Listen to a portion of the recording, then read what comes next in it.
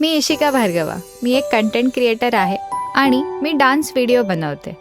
पण आता मी एक व्यवसाय चालवते आणि मला खूप अशी कामं करावी लागतात जी मला करायला आवडत नाही. तर मी माझ्या दुर्बलतेकडे लक्ष केंद्रित करू, सुधारण्याचा प्रयत्न करू की माझ्या क्रिएटिव्ह स्पार्कवर लक्ष देऊ. बघा, तुम्ही जेव्हा गाडी सुरू करता तेव्हा गाडीला स्टार्ट केल्यानंतर तिथे स्पार्क होतो. पण एकदा गाडी सुरू झाल्यावर तुम्ही सतत तिला स्पार्क देत नाही.